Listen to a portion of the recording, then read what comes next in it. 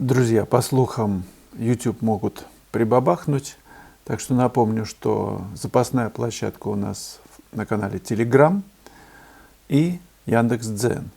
Прямые ссылки под этим видео будут. Я предлагаю на всякий случай по ним сейчас перейти и подписаться. Потом, если YouTube накроется, вы просто их не сможете найти, но на всякий случай запомните. Вячеслав Короленков набираете просто в поисковой строке Телеграма или Яндекс.Дзена, и вы попадете на мой канал. Я параллельно уже выкладываю туда видео. Кстати, в Телеграме есть удобная опция, я могу размещать еще и картинки. А наше общение сохранится благодаря вашим комментариям живым. Так что оставляйте их и здесь, и там. Следующий момент. Буквально через день или через два могут накрыться платежи из-за рубежа. Так что пользуйтесь тем, что скидка сейчас 20% в онлайн-школе.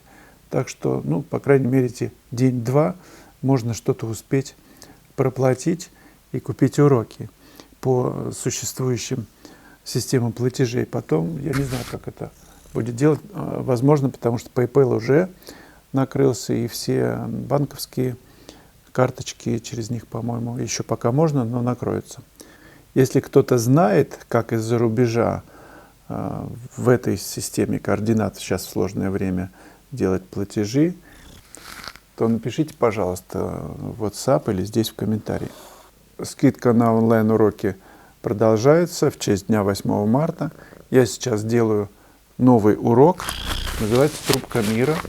Индейцы». Я писал портрет, и он уже в монтаже. Очень любит меня Белый. Сергей Артемов. У Владимира Тендрякова есть роман «Свидание с Нефертити» о сельском пареньке, который приехал в Москву поступать в художественный институт. Да что ж ты делаешь? В июне 1941 года. Его стремление покорить высоты творчества пришлось отложить на долгие 4 года. Но даже суровая фронтовая жизнь не поколебала в нем веру в красоту, вера в человечность, стремление сквозь все годы пронести свой талант. Наоборот, умение смотреть на жизнь широко, во всей полноте ее проявлений, как раз и помогло герою выжить в войне, не потерять голову, не броситься в самоубийственный угар ненависти. А после войны парень все же стал художником.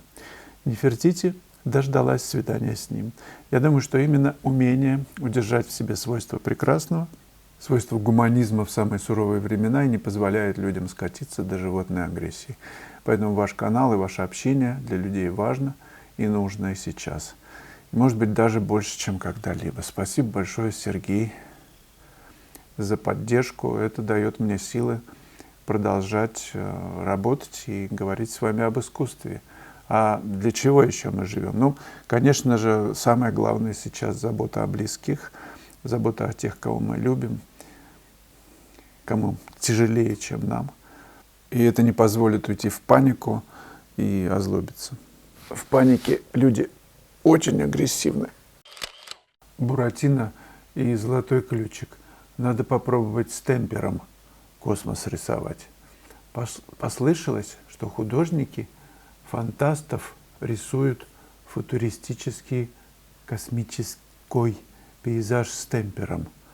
В нем есть вкус. А у меня из акрила космос с космической спутник получился, как глянцевые фотографии. Буду дальше пробовать. А вот с обычным пейзажи акрил не может рисовать реальность.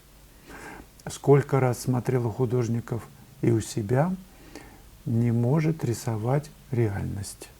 Акрил. Вообще натуральность только масло может, если рисовать по технике старых мастеров. Натуральность не только масло может рисовать, на мой взгляд. Карандаш тоже. Да любой материал. И гуашь, и акрил, кстати. Потому что, как говорил Леонардо да Винчи, художник рисует не кисточкой, не руками, а головой. И пишет тоже не руками по кнопкам тычет на буквы, а головой, мозгом. Ну, если еще чувства добавлены, то совсем хорошо. Я как-то к акрилу не приспособился брать иной золотой ключик. Ну, может быть, просто еще неизведанный для меня материал. Вполне возможно, просто не распробовал. Но из водных красок мне больше нравится темпера. Она ведет себя совершенно предсказуемо.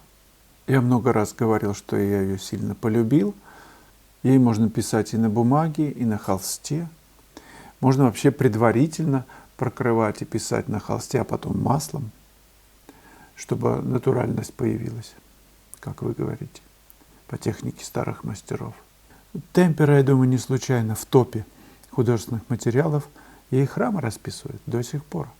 Ведь 1000 лет назад расписывали. ALF ABD. Почему же склады завалены картинами? Зачем так дорого просят реальные цены?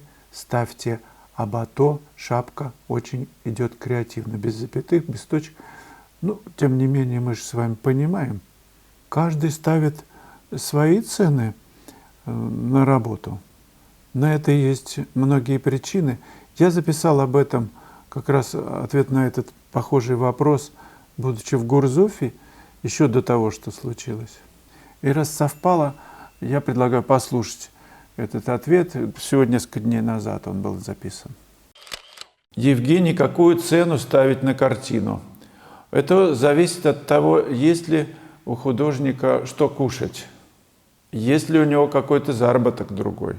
К Мане приходил человек, сказал, что я хочу у вас учиться, хочу стать художником. Мане спросил, а деньги у тебя есть? Вопрос был о том, сможешь ли ты покупать тонны красок. И, возможно, эти тонны пойдут только на ученичество, не сразу у тебя все получится.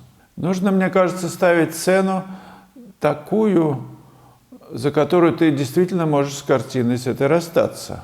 Чтобы поставить высокую цену, нужна смелость.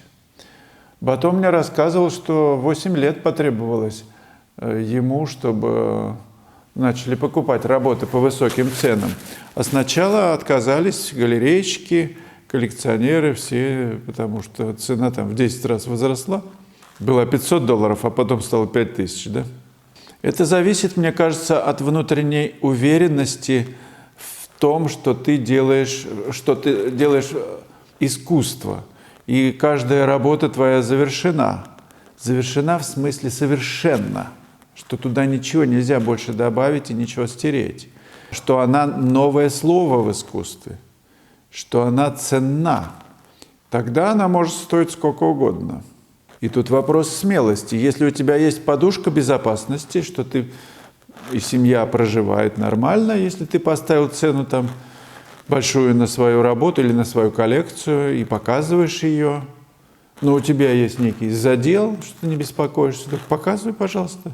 Если же ты ставишь низкую цену, то ты попадаешь в некий сектор людей этой цены. И если ты ставишь высокую цену, она не продается, потом поставил низкую, вот тут на тебя посмотрят, чего это он занизил опять, значит, что-то не так. Да ну его, мы лучше других художников посмотрим. Конкуренция очень большая. Ну, как-то трезво посмотреть на свои работы в сравнении с работами тех, кого вы уважаете, посмотрите их цены. Поставьте такие же, дело такое. Поставьте адекватные, следите за тем, чтобы не было демпинга. На сайте у вас одни цены, а в галерее там будут другие. 42-й урок я записывал на академические дачи имени Репина. Зимний мотив. Мягкая зима он называется.